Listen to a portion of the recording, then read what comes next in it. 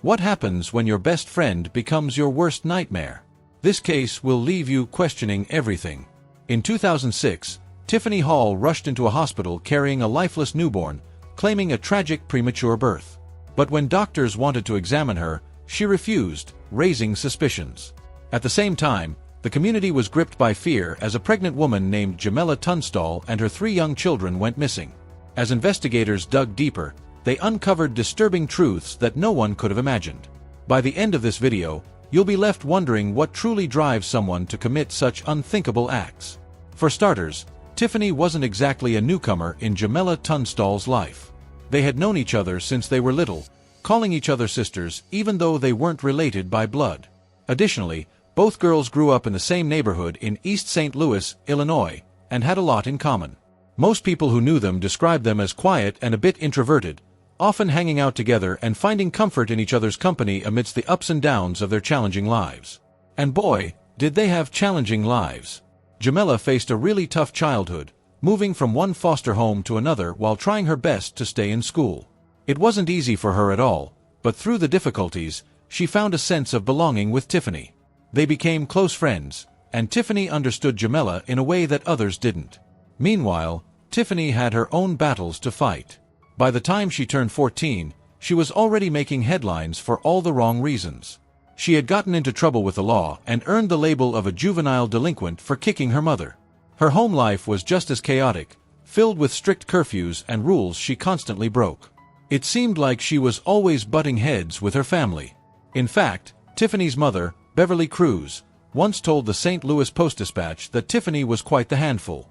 She even recounted a wild story about how Tiffany had set their kitchen on fire when she was a teenager. Yet despite everything, both Tiffany and Jamela stuck together, creating a friendship that felt unbreakable. And just like how they found solace in each other, they also shared the experience of becoming mothers at 16. Jamela welcomed her first child, a son named DeAndre, in 1999, and then had 2 more kids, Ivan in 2003 and Janella in 2004. Although she struggled at times, like when she lost custody of her kids for disciplining her eldest son with a belt, she fought hard to reclaim her family. After taking parenting classes, she got her children back, determined to turn her life around. She even bought a car with her tax refund and enrolled in community college, aspiring to become a photographer one day. On the other hand, Tiffany's journey was equally tumultuous when it came to parenting. Just like Jamela, she became a mother at just 16, welcoming her first child into the world, followed by a second baby shortly after. But her life took a dark turn in 1999 when she lost custody of her daughters. Authorities discovered alarming evidence of severe abuse against her 2-month-old baby, painting a heartbreaking picture of neglect. Witnesses recalled seeing the infant in Tiffany's arms, limp like a rag doll, which raised immediate concerns. The injuries sustained that day would leave lasting consequences. By the time the little girl turned 7, she still relied on diapers and struggled to communicate, often speaking in sounds that were difficult to understand. But in 2002, both of Tiffany's daughters were returned to her care. This happened after the state attorney decided not to pursue charges of abuse against her. The Department of Children and Family Services concluded that Tiffany was no longer a threat, which meant she could finally reclaim her role as a mother. It was a big relief for her, a chance to start fresh with her kids. However, life had other plans for Tiffany. That same year, she found herself in legal trouble once again. At just 23, she was charged with possession of a stolen credit card. Meanwhile, Jamela was living a completely different life at this point. While Tiffany's world was filled with drama and chaos, Jamela had found a quieter routine that worked for her and her family. She often kept to herself, focusing on protecting her children from the tough realities of their housing project. Life wasn't easy, but Jamela was determined to create a safe space for her kids. She was a cautious mom, rarely letting her children play outside unsupervised. Whenever they did venture out, you could find Jamela sitting on a milk crate just by her door, her watchful eyes following their every move. Her kids found joy in a little green tractor, a simple toy that they shared with the neighborhood kids. It was a small but significant source of happiness in their tough surroundings. Additionally, Jamela would walk her children to the school bus stop every morning, ensuring they started their day safely. By 2006, Jamela was 7 months pregnant, eagerly awaiting the arrival of a baby girl. She dreamed of a brighter future for herself and her growing family, filled with hope and possibilities. While Jamela was focused on her family's well-being and looking forward to new beginnings, Tiffany was still grappling with her own struggles. Life seemed to throw challenge after challenge at her, but despite everything, their friendship remained strong. In fact, Tiffany often took the time to babysit Jamela's kids, even though she had her own parenting troubles to manage. It all seemed okay for them, but everything changed on the evening of September 16, 2006. Tiffany made a startling call to the police, claiming she had just given birth to a stillborn child at Frank Holton Park. When she arrived at the hospital, the situation took a bizarre turn. Tiffany refused to let doctors examine her, raising immediate concerns about her story.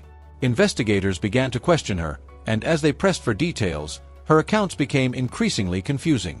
She alternated between saying she had been sexually assaulted and insisting that wasn't the case at all. No one knew Tiffany was pregnant except for her Navy boyfriend. An autopsy was performed on the baby girl, but it revealed no signs of trauma and failed to determine a clear cause of death.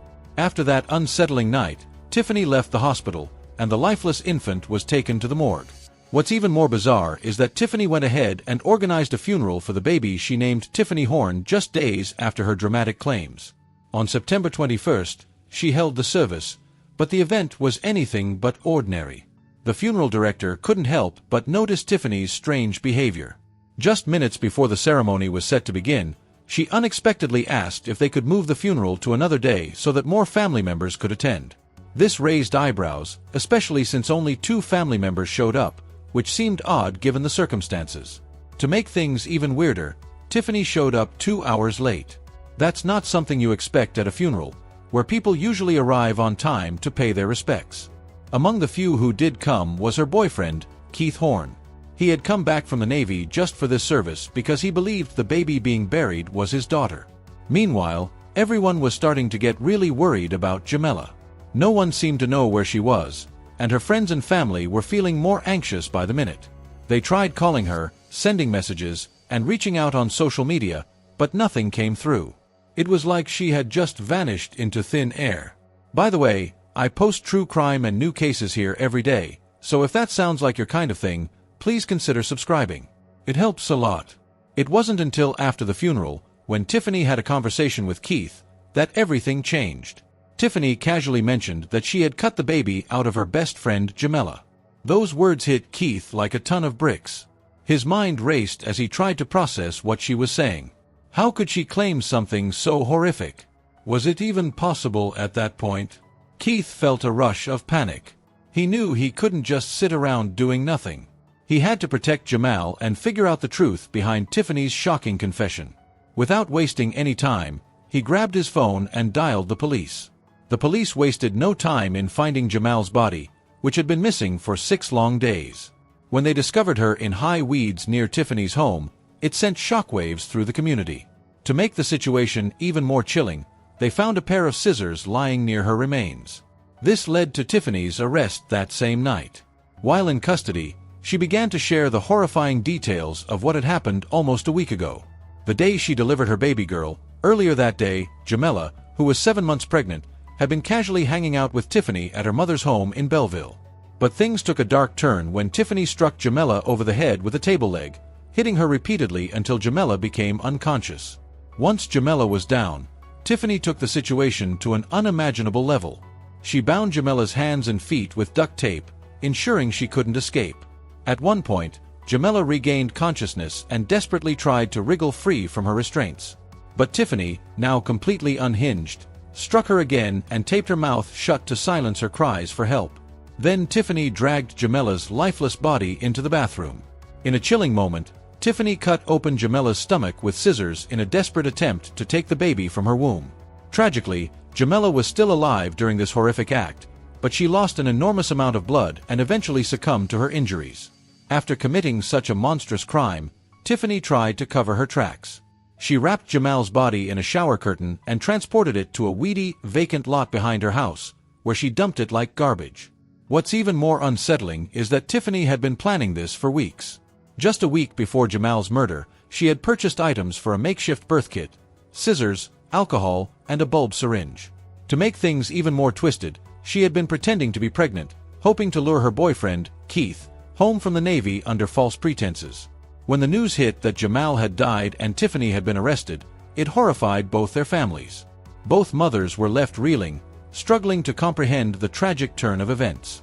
Just when everyone thought things couldn't get worse, another dark cloud loomed over the community. Jam's 3 children were missing, and nobody knew where they were. The following day, Friday, September 22nd, the police sprang into action.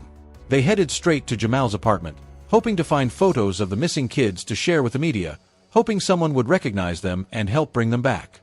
Jamal's partner, Ivan Collins, had already been questioned, and the police needed more information from him. While the police were piecing together the timeline, they learned that Tiffany's daughters were safe, but Jam's kids were still unaccounted for.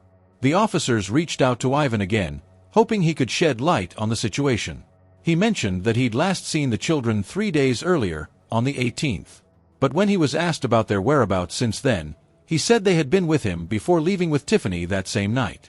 This raised even more eyebrows. As the investigation continued, Tiffany was still in custody, and it wasn't long before she spilled the beans about where the kids were.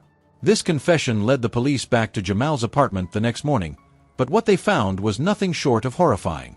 As they stepped inside, a dreadful smell hit them, a sickening stench that made it clear something was terribly wrong. It was then that they discovered the heartbreaking truth: the naked and decomposing bodies of Jamal's 3 children.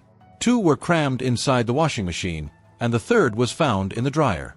They had been left there for 5 long days, and the police had unknowingly walked right past that horrifying scene just the day before. It was a chilling realization that no one could have prepared for, deepening the tragedy of the whole situation. Tiffany's confession to the children's murders. Now, let's take a closer look at Tiffany's side of the story. On September 18th, just 3 days before the funeral and shortly after she had committed the unthinkable act against Jamal and her unborn baby, Tiffany had more plans in store. Tiffany spun a big lie to Ivan, claiming that Jamal had wanted her kids and her car. This sneaky story let Tiffany pick up 7-year-old Dend, 2-year-old Ivan, and 10-month-old Janella. Once she had them, Tiffany casually told the kids it was time for a bath, but instead of a fun splash, one by one, she drowned them in the same bathtub where she had killed their mother. Some reports even say that she drugged the kids with cough syrup before putting them in the tub, making it even easier for her to carry out her horrific plan. After the terrible act, Tiffany stuffed their tiny bodies into the washer and dryer of Jamal's apartment in the John the Shields housing complex. By this point, she had not only taken her best friend's life and that of Jamal's unborn baby, but also confessed to the murders of her 3 children. All the kids were naked, except for a pair of underpants on one of the children. Surprisingly, Tiffany never gave any reason for why she killed Jamal's kids, leaving everyone puzzled. Why would someone take the life of their best friend? What could drive a woman to harm 3 innocent kids? Did Tiffany really have a miscarriage, or was she ever even pregnant? Did she struggle with mental health issues? The questions seemed never-ending. Jam's funeral took place on September 29, 2006, and it was a massive gathering with over 700 people showing up to pay their respects. Friends and family shared stories about Jam's bright, childlike smile, the way her face lit up when she talked about her kids, and how she often got bored easily. People remembered her children's unique personalities too, bringing warmth to an otherwise tragic day. The community really came together, raising more than $330,000 in just 3 days to help cover the funeral costs for Jamal and her children. Initially, Tiffany was only charged with the murder of Jamal and her unborn daughter, but as the investigation unfolded, 3 more murder charges were added for the children. At first, Tiffany pleaded not guilty, leading to a psychiatric evaluation. She started with a public defender, but when the state announced it would pursue the death penalty, she was given a new lawyer, experienced in such serious cases, James Gomry. One of Tiffany Hall's lawyers mentioned that while Tiffany was deemed mentally fit to stand trial, she also had some serious mental health issues going on and scored in the mid-70s on the IQ scale. But what sets Tiffany apart from other women who have committed similar crimes is that she already had kids of her own. Her daughters were just 7 and 8 years old at the time of the murders.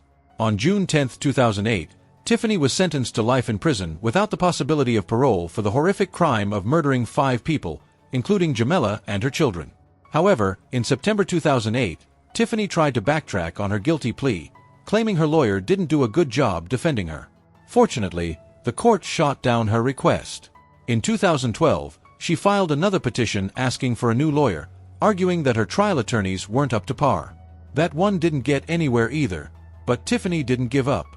She felt strongly that her lawyers didn't properly investigate her mental health or whether she was fit to stand trial.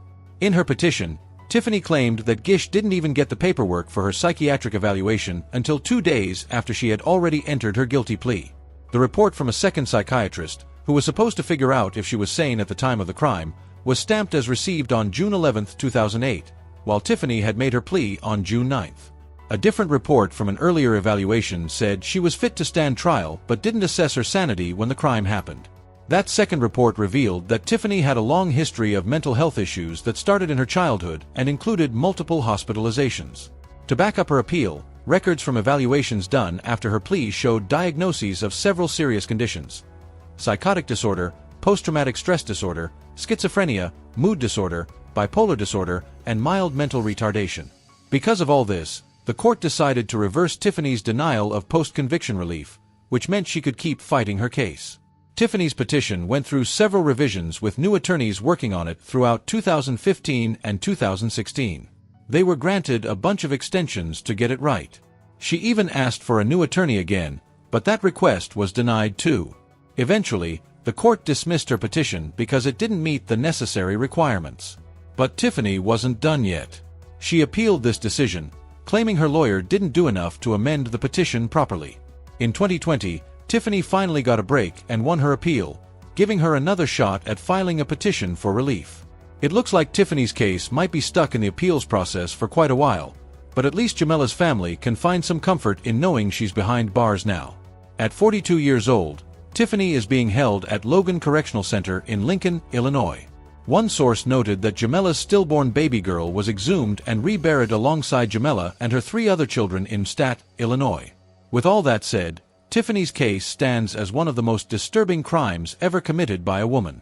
It's a chilling reminder that no matter how well we think we know someone, we can never truly understand what they're capable of.